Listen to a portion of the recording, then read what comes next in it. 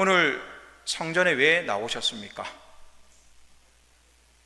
오늘 성지교회에 왜 나오셨나요? 네, 맞습니다. 시간도 됐고 예배 시간이 되었기 때문에 나왔겠죠. 그렇다면 다시 한번 질문을 드리겠습니다. 우리가 드리는 예배란 무엇입니까? 우리가 드리는 예배란 무엇입니까? 고맙습니다. 대답을 해주셔서. 맞습니다. 우리가 드리는 예배란 무엇인가라는 질문을 항상 하게 되는 것이죠. 때로는 새벽에 나올 때마다, 또 금요일날 나올 때마다, 수요 예배와 성전에 교회에 항상 나올 때마다 우리는 스스로 질문할 때가 있죠. 내가 왜 예배를 드리는 것일까? 그리고 예배란 도대체 무엇일까? 그 질문을 항상 할 수밖에 없다는 것이죠. 성경에서는요, 구약과 신약과 또 현재 예배에 대한 용어에 대해서 좀 다른 각도로 설명하고 있는데요, 구약에서는 아바드 사이라는 용어를 쓰면서 경배하다, 굴복하다, 완전히 엎드리는 삶을 얘기합니다. 구약에 얘기하는 예배는 무엇이냐면 종으로서 주인을 섬기는 삶, 그래서 하나님께 예배하는 종이다라고 표현하게 되는 것이죠. 하나님과 우리 관계가 주인과 종의 관계, 창조주와 피조물의 관계라고 얘기할 수 있는 것이죠. 그래서 우리에게는 선택권이 없습니다. 우리는 태어날 때부터 구약시대는 하나님께 예배 드려야 하는 사람, 하나님께 반드시 예배 드려야 하는 종, 그러한 삶을 살아야 한다라고 강조하고 있고 예배를 드리는 것이죠. 신약에서는 프로스케네오라는 단어를 쓰면서 노예가 주인의 발에 입맞추는 자세, 그리고 나트레리아라고 얘기하면서 주님만이 유일한 신을 믿는 삶이라는 고백을 하게 됩니다. 신약에서는 예배가 하나님의 관계, 주인과 노예의 관계, 그런 관계가 아니라 예배는 진심으로 드려야 한다라고 고백하는 것입니다. 주인에게 입맞춤을 할 때 어떠한 자세로 진심과 정성을 다하는 자세로 나아가야 한다. 그리고 예수님만이 그리스도라는 신앙의 고백으로 하나님께 예배 드려야 한다라고 말씀하고 있는 것이죠. 구약에는 신분의 차이였다면 신약으로 넘어와서는 마음을 다하여 전심을 다하여 예배를 드려야 한다라고 설명하고 있습니다. 그리고 현재는 어떠한 용어를 씁니까? 예배의 워십이라는 단어를 씁니다. 예배의 워십이라는 단어는 무엇이냐면 가치와 신분을 얘기하는 것이죠. 쉽게 풀이하면 존경과 존귀를 받을, 가치를 받을 만한 분에게 우리의 모든 것을 드립니다라고 얘기하고 있는 것입니다. 이 예배는 무엇이냐면 우리의 시간과 열정과 생명을 바친 만큼 주님은 존귀하신 분위기에 이 자리에 나온다라는 의미를 말하고 있는 것이죠. 그래서 예배는 무엇입니까? 하나님은 예배를 받기에 합당하신 분이라는 것을 기억하길 원합니다.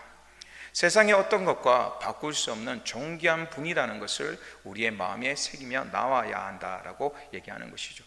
이렇게 예배는 용어적으로 정리할 수 있지만 오늘 말씀을 나누고자 하는 것은 무엇이냐면 4월달부터 찾아가는 예배가 시작됩니다. 그리고 찾아가는 예배는 찾아오는 교회를 만들기 위한 하나의 도전과 방편일 줄 믿습니다.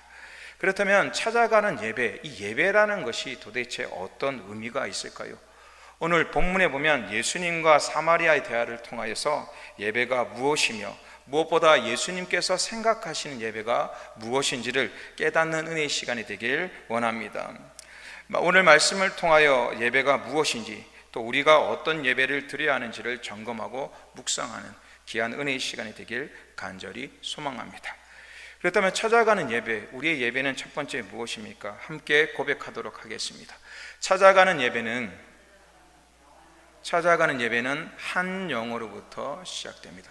함께 한 목소리로 고백하도록 하겠습니다. 찾아가는 예배는 한 영으로부터 시작됩니다. 6절과 7절 말씀해 봅니다.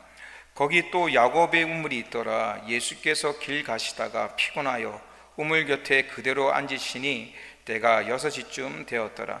사마리아 여자 한 사람이 물을 기르러 왔음에 예수께서 물을 좀 달라 하시니라고 말씀하고 있죠. 성경에 보니까 예수님의 상태를 피곤하시다라고 얘기하고 있습니다. 길을 가 피곤해서 우물 곁에 잠시 멈춰야 했다라고 말씀하고 있는 것이죠. 이 피곤하다는 말은 지쳐서 힘들다, 고달프다 그러한 것이죠. 더 나아가 오늘 용어에 보니까 이 피곤함은 얼굴에 그대로 나타나는 것이죠. 다른 사람이 봤을 때도 정말 피곤하구나라고 느낄 수밖에 없는 상태가 바로 주님의 상태였다라고 얘기하고 있죠. 그러한 이유가 있습니다. 왜 그렇습니까? 예루살렘, 주님께서는 유대로부터 사마리아로, 사마리아에서 갈릴리로 가는 여정을 하고 있었는데 유대에서 사마리아의 거리가 70km라는 것이죠. 그래서 시간 동안 70km를 주님께서는 걸어오셨다라고 얘기할 수 있습니다. 그리고 오늘 시간은 6시라고 얘기하는데 지금 우리 시간으로 얘기하면 낮 12시라고 얘기할 수 있는 것입니다. 낮 12시에 70km를 무더운 그 상황을 걸어왔다. 안 피곤한 사람은 아무도 없을 것입니다. 주님께서는 피곤하고 지친 몸으로 우물 곁에 쓸 수밖에 없는 상황이었다라고 성경은 얘기하고 있다는 것이죠. 그런데 우리는 질문하게 되죠. 왜 주님께서 70km를 그리고 피곤한 몸을 이끌고 왔을까? 그런데 오늘 성경에는 많은 무리가 있었던 것이 아니라 누가 있었습니까? 사마리아 한 여인이 있었다라고 고백하고 있는 것입니다. 심지어 예수님 오기 전에 마중이나 준비된 여인이 아니라 주님께서 우물 곁에 서서 쉬고 계실 때 사마리아의 한 여인이 왔다라고 말씀하고 있는 것입니다. 오늘 우리의 예배는, 특히 찾아가는 예배는 어떻게 시작되냐면 한 영혼으로부터 시작된다는 것을 기억하길 원합니다. 제가 수련 목회자일 때 윤보한 감독님을 모시게 됐는데요, 그분이 전국 또 전 세계적으로 부흥회와 설교를 참 많이 하고 다니셨습니다. 교회를 빌 때가 참 많이 있었는데 어느 한날은 회를 갔다 오시고 그 다음날 전라도로, 시흥에 있었는데 교회는 전라도로 집회를 가야 한다고 너무 피곤하다고 운전을 저에게 부탁했습니다. 그래서 제가 부흥회 때는 따라간 것이 아니라 거의 교회를 지키고 있었고 설교를 해야 했고 예배를 드려야 했는데 그날 이제 모시고 내려가게 된 것이죠. 전라도가 엄청 멀잖아요, 그죠? 그리고 내려가면서 얼마나 짜증났겠어요. 제가 갔다가 다시 또 올라와야 되는데 이거 하루 만에 또 어떻게 갔다 와? 또 여러 가지 생각이 참 많이 들었습니다.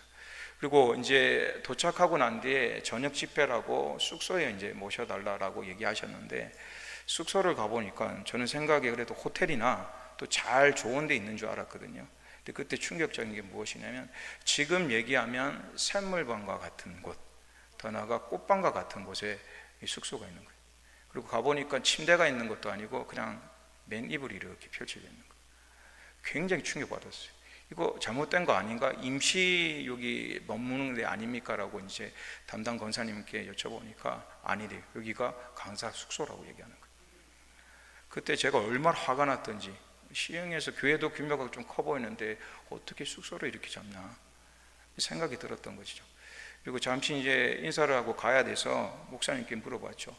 목사님 숙소 이렇게 내려오셨냐? 어떻게 또 먼 거리인데 이렇게 대우를 받으면서 다니시냐라고 얘기하니까 그렇게 얘기하시는 거예요. 이런 것도 있고 더 좋은 것도 있고 때로는 더 부족한 것도 있다. 그런데 뭐라고 얘기하시냐면 자신이 목사가 되면서 또 특별히 부흥 강사가 되면서 하나님께 약속한 것이 있었는데 무엇이냐면 부르는 곳은 마다하지 않고 가겠다. 그것이 약속의 제목이었대요. 그래서 장소, 교인 수도 묻지 않고요, 집회가 잡히면 그냥 내려가는 거예요. 어떤 숙소가 있습니까? 무엇을 줍니까? 묻지 않고 그냥 한 영혼이 있으면, 또 집회의 장소가 있으면 내려가야 한다는 약속, 그 약속 때문에 내려간다라고 말씀하셨죠. 그리고 인도에 제가 영적 아버지로 섬겼던 선교사님이 계셨는데 그분이 소천하셨는데요, 그분 또 어떠냐면 인도에서 여러 가지 잡신과 이방신과 영적인 전투가 많다 보니까 부흥 집회를 가셔서 기도해 주시고 부흥의 역사를 일어나 그런 상황이었죠.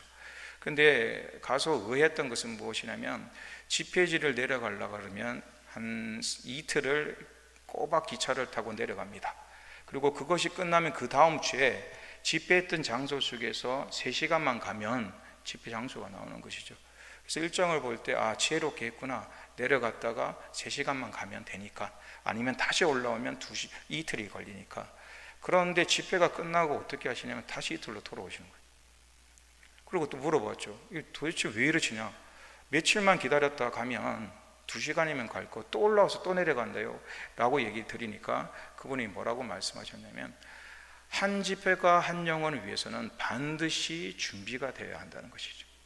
거기서 쉰 것이 아니라 다시 본거지로 와서 기도하고 영적인 준비를 해 내려가야 한다. 그것이 하나님과의 약속이었다라고 말씀하시는 것입니다. 그것을 바라보면서 제가 깨달은 것은 무엇이냐면, 한 영혼이 얼마나 귀한 것인가. 그리고 모든 예배의 시작점은 사람의 숫자가 아니라 한 영혼부터 시작되어야 할 줄 믿습니다. 그래서 저도 모일 때 모이시는 분이 일정과 여러 가지 때문에 어려워서 취소되는 거 아닌 이유에는, 한 명이 모이든 2명이 모이든 다 참가해보셔서 아시겠지만 내용과 열정은 늘 동일하게 가려고 노력하고 있습니다. 예수 아카데미를 하든 어떠한 교육을 하든 인원수에 상관하지 않고 시간과 장소가 있으면 최선을 다하려고 하는 이유가, 그러한 목사님과 선교사님의 그러한 말씀이 영과 마음속에 새겨졌다는 것이죠. 오늘 예배는 무엇입니까? 특별히 찾아가는 예배는 무엇입니까? 한 영혼에 대한 예수님의 사랑과 능력을 회복하는 것이라는 것을 기억하길 원합니다. 숫자가 아닌 한 영혼이 얼마나 귀한 것을 깨닫는 것, 그것이 바로 예배의 의미이며 찾아가는 예배인 것입니다. 주님께서는 이 찾아가는 예배, 특별히 한 영혼의 예배를 너무나 잘 들으셨는데요, 누가복음 23장 42절과 43절의 말씀을 보면 한 영혼을 위한 예배가 무엇인가에 대해서 적나라하게 나타나고 있죠. 함께 고백하도록 하겠습니다. 이르되 예수여, 당신의 나라가 임하실 때에 나를 기억하소서 하니, 예수께서 이르시되 내가 진실로 내게 이르노니 오늘 내가 나와 함께 낙원에 있으리라 하시니라. 아멘. 오늘 말씀은요, 많은 사람이 있었지만 예수님의 십자가는 강도를 위한 십자가였다라고 설명할 수 있죠. 이렇게 우리는 이 사건을 설명할 수 있습니다. 예수님의 십자가는 전 인류를 위한 구원의 십자가이지만 십자가 옆에 달린 한 명의 강도를 위한 십자가입니다. 함께 고백하도록 하겠습니다. 예수님의 십자가는 전 인류를 위한 구원의 십자가이지만 십자가 옆에 달린 한 명의 강도를 위한 십자가입니다. 이것을 예배로 바꾸면 이렇게 설명할 수 있죠. 예배는 모든 사람과 영혼의 예배이지만 찾아가는 예배는 한 명의 영혼을 위한 예배인 것입니다. 오늘 예배의 능력과 권능은 무엇입니까? 주님의 십자가는 전 인류를 위하여 지셨던 피의 예배였습니다. 그러나 그것으로 끝난 것이 아니라 소외당하고 주님을 만나지 못하였던 옆에 달렸던 강도, 그 강도는 유일한 예배였지만 그는 구원을 얻을 수 있는 귀한 예배가 되었다는 것이죠. 한 영혼의 예배라는 것은 그렇습니다. 그 영혼이 그 시간을 통하여, 그 예배를 통하여 인생이 달라지고 삶이 달라질 수 있기 때문에 그러한 예배와 능력이 우리 삶 속에 다시 회복되기를 간절히 소망합니다. 두 번째는 무엇입니까? 찾아가는 예배는 장소가 아닌 주님의 때입니다. 함께 고백하도록 하겠습니다. 찾아가는 예배는 장소가 아닌 주님의 때입니다. 20절 말씀 함께 고백합니다.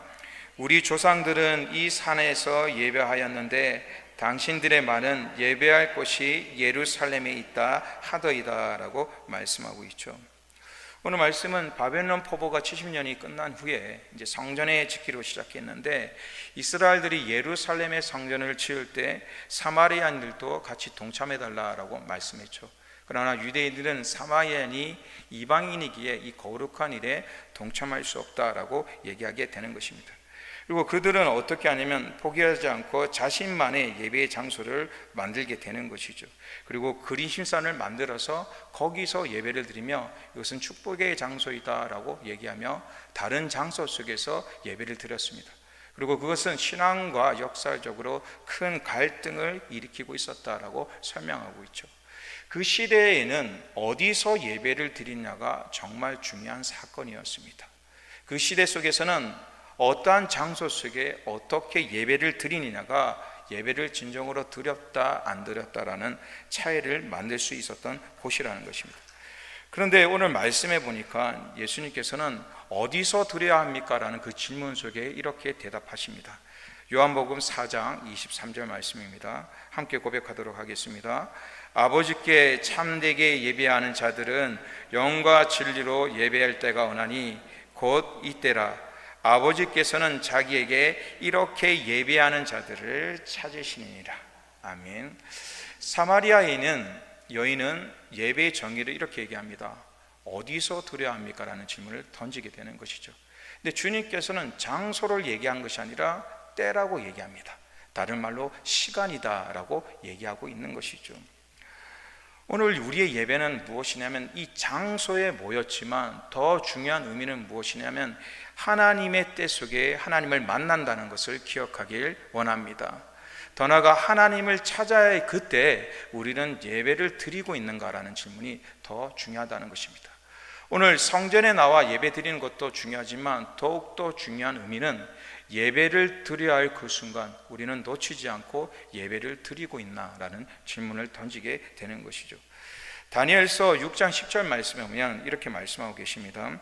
다니엘이 이 조서에 왕의 도장이 찍힌 것을 알고도 자기 집에 돌아가서는 윗방에 올라가 예루살렘으로 향한 창문을 열고 전에 하던 대로 하루 3번씩 무릎을 꿇고 기도하며 그의 하나님께 감사하였더라. 다니엘은 장소가 예루살렘 성전으로 가지 않았습니다. 그는 자신의 어려움이 있을 때 늘 하던 대로 집에 돌아와 문을 활짝 열고 그리고 3번의 기도를 하였다는 것입니다. 웬입니까? 우리가 생각해 보면 나의 죽음과 앞날이 걱정이 될 때 하나님께 매달리고 싶지만 그때 많은 분들이 좌절하거나 포기할 때가 참 많습니다. 목사인 저도 그렇죠. 정말 열정적으로 간구하고 기도하였는데 그것이 이루어지지 않을 때 좌절하게 되고 포기하게 되고 낙담하게 된다는 것입니다. 그런데 진정한 예배는 무엇이냐면 낙담할 때 예배의 줄을 붙잡는 것입니다. 낙심할 때 예배의 줄을 잡고 일어나는 것입니다. 정말 중요한 순간에 예배를 포기하는 것이 아니라 예배를 잡고 일어날 때 그것이 진정한 예배라고 말씀드릴 수 있다는 것이죠. 사도행전 16장 24절과 25절 말씀에 고백하고 있습니다. 그가 이러한 명령을 받아 그들을 깊은 옥에 가두고 그 발을 차고에 든든히 채웠더니 한밤중에 바알과 실라가 기도하고 하나님을 찬송하며 제수들이 듣더라라고 말씀하고 있죠. 바알과 실라가 감옥 속에 언제 죽을지 모르고 또 발에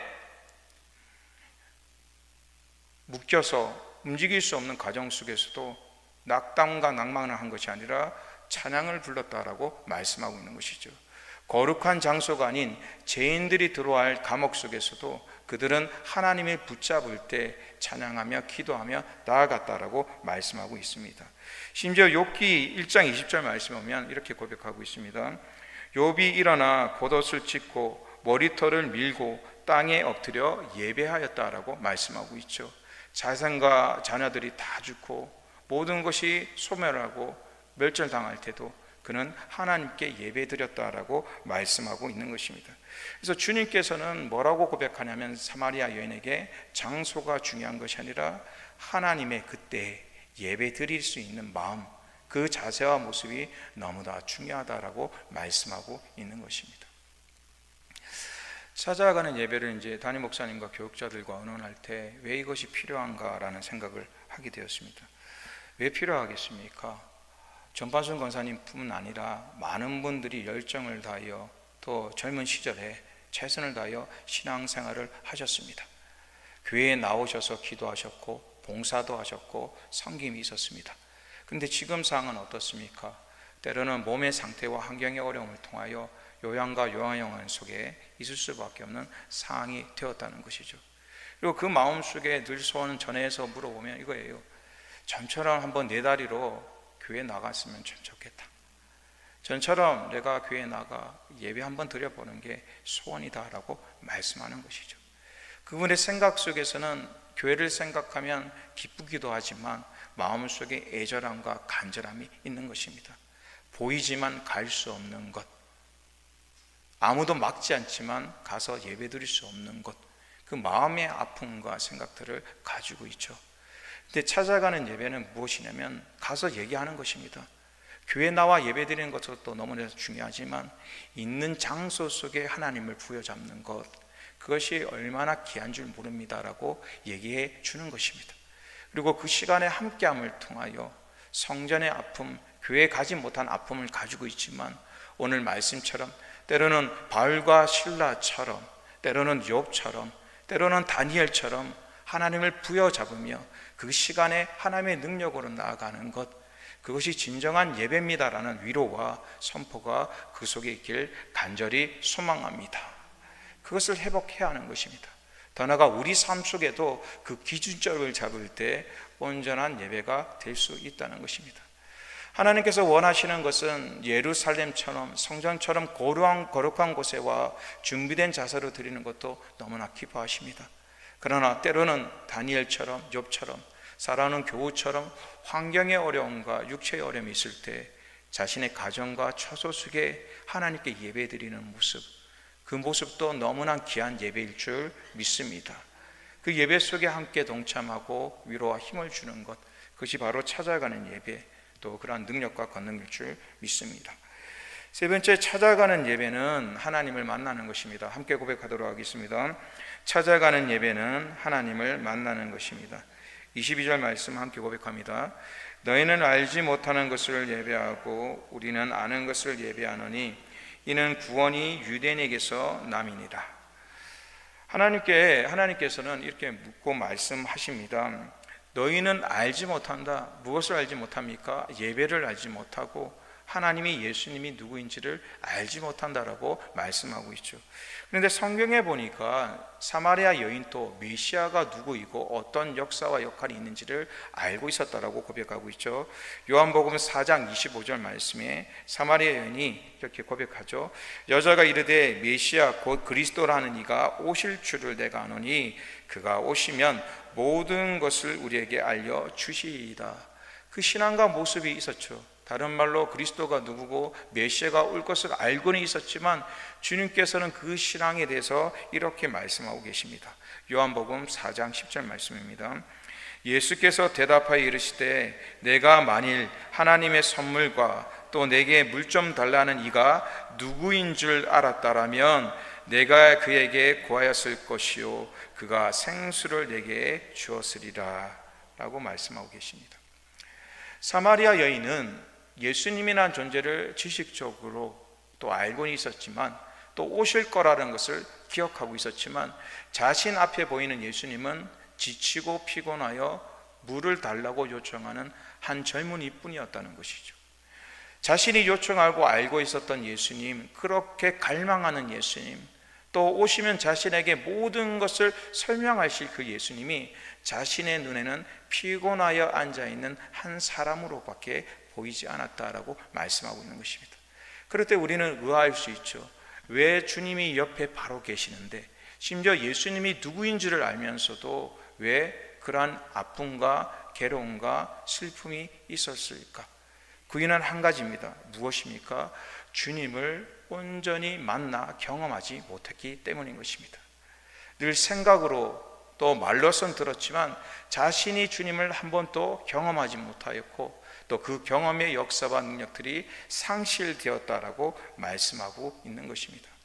오늘 예배는 무엇입니까? 말로만 듣는 예배가 아니라 이 예배 속에 주님을 만나시기를 간절히 소망합니다. 진정한 예배는 무엇이냐면 앉아있다 설교를 듣고 아 그렇구나 돌아가는 것이 아니라 이 시간 주님을 만나셔야 하는 것입니다. 말씀을 통하여 찬양을 통하여 기도를 통하여 이 시간에 반드시 하나님을 만나 그래야 이 예배가 살아있는 예배, 경험되는 예배가 될 줄 믿습니다. 목회자로서 늘 갈등이 그런 겁니다. 늘 강단에서는 예수님은 살아계십니다. 예배를 드릴 때 믿음이 생깁니다. 치료의 역사가 일어납니다. 주님을 만날 수 있습니다. 그렇게 예배가 너무나 중요합니다. 소중합니다라고 계속적으로 선포하고 있습니다.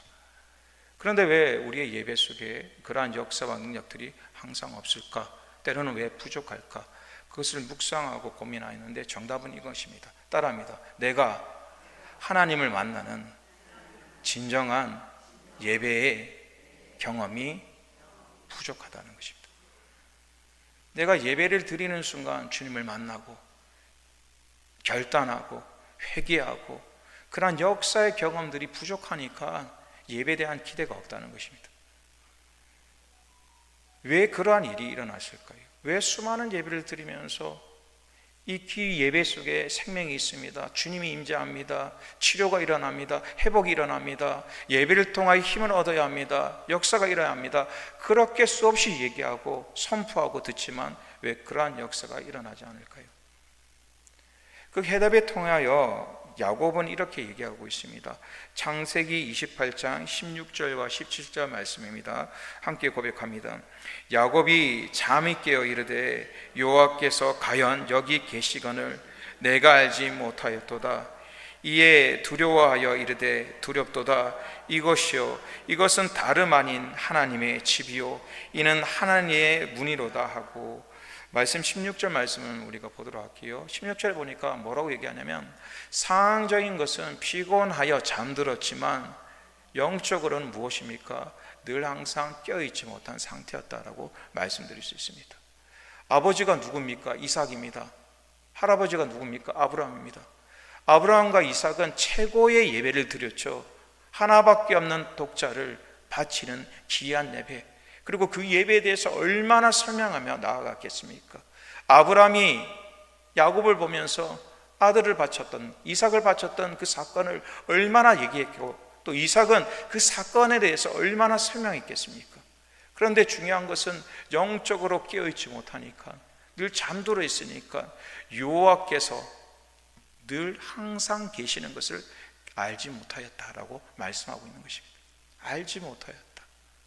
그러면서 뭐라고 고백합니까? 17절에 영적으로 깨닫게 되고 예배가 무엇인지를 알게 되니까 이렇게 고백하게 되는 것이죠. 두려워하여 이르되 두렵도다. 같이 고백합니다. 이곳이요 이것은 다른 아닌 하나님의 집이요 이는 하늘의 문이로다. 이 사실을 망각하며 예배를 드리는 것이죠. 정말 말로는 하나님의 집입니다. 이것이 하나님 만나는 교통의 문입니다. 통로입니다. 수없이 얘기는 하고 있지만 우리가 영적으로 깨어있지 못하고 간절함이 없기에 예배는 예배이고 성지교회라는 장소 속에 앉아있는 곳이라 생각하고 나아가기에 예배에 하나님을 만나는 경험이 날마다 부족하다는 것입니다. 이 성전에 들어오실 때 하나님이 계신다고 우리가 상상해 보십시오. 어떤 자세와 어떤 마음으로 나오시겠습니까? 하나님은 오늘 이 예배 속에 함께 거하신다고 생각해 보십시오. 우리의 생각과 마음을 통찰하시는 그분께서 이 예배 속에 임재하셔서 함께 할 때 우리의 자세와 태도가 이렇게 드릴 수 있냐는 것입니다. 근데 우리는 그 사실을 늘 망각하여 예배를 드리지만 내가 주인이 되고 내가 편한 자세, 편한 마음, 편한 생각으로 하나님께 나아갈 때가 너무나 많다는 것이죠. 그렇게 예배에 대한 하나님의 만난 역사가 늘 부족할 수밖에 없다는 것입니다. 하나님의 만난 이들은 다들 간절함이 있었습니다. 간절함. 어떠한 간절함이냐면 주님을 만나지 않으면 내가 살 수 없습니다. 내가 주님을 만나지 않으면 해결될 수 없습니다.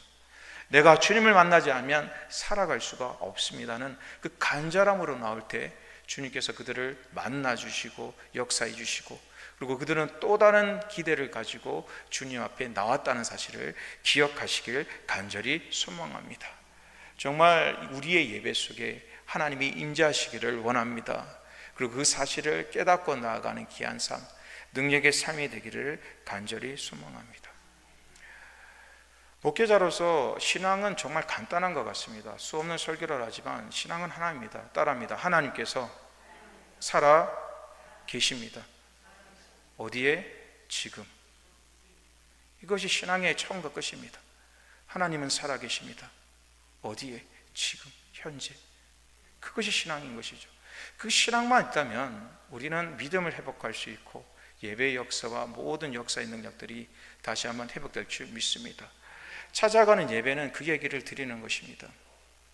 하나님이 이 가정 속에, 요양원 속에, 또 사업체 속에, 때로 비로는 여러 가지 상황 속에 나오지 못하는 장기 결석자 삶 속에 주님의 집이 함께 있다는 것, 주님이 늘 그 삶 속에 동행하고 있다는 것, 그 사실을 깨닫기 원하는 것, 그것을 위해 기도하는 삶, 그것을 위해 드리는 예배가 찾아가는 예배일 줄 믿습니다. 그러한 예배와 능력이 있기를 간절히 소망합니다. 그리고 마지막 찾아가는 예배는 함께 고백합니다.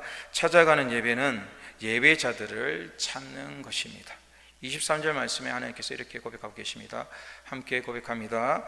아버지께서 참되게 예배하는 자들을 영과 진리로 예배할 때가 오나니 곧 이때라.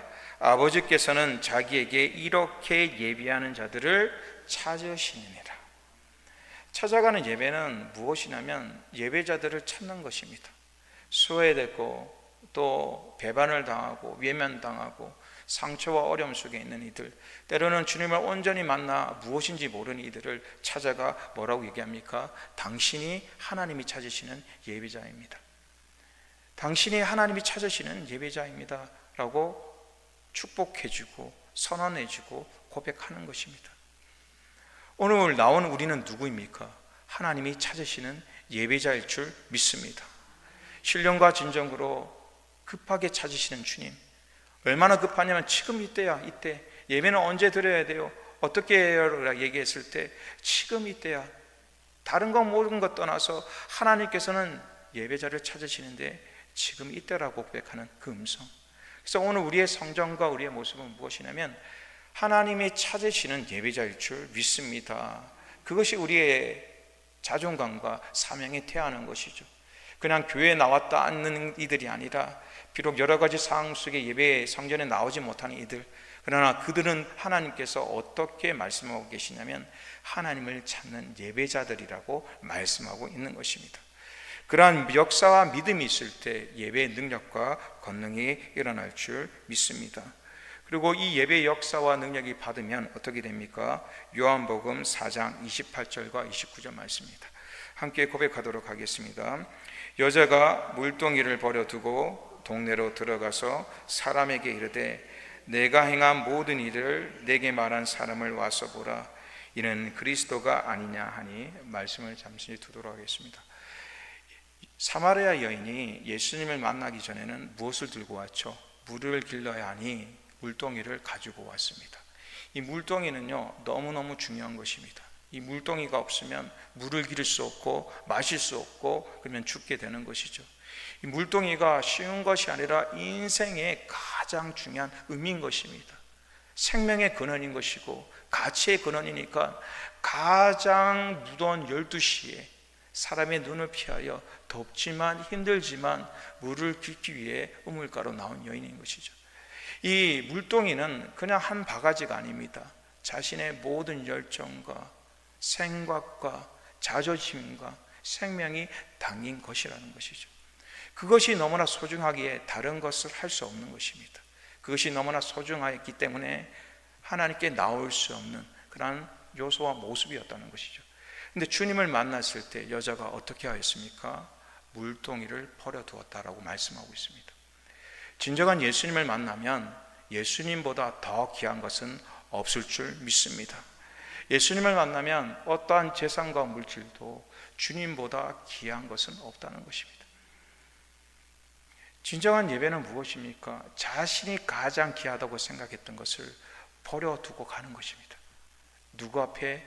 주님 앞에 버려두고 가는 것입니다. 그것이 자녀일 수도 있고 우리의 건강일 수도 있고 물질일 수도 있습니다. 진정한 예배라는 것은 무엇입니까? 어떠한 상황보다 주님이 귀합니다.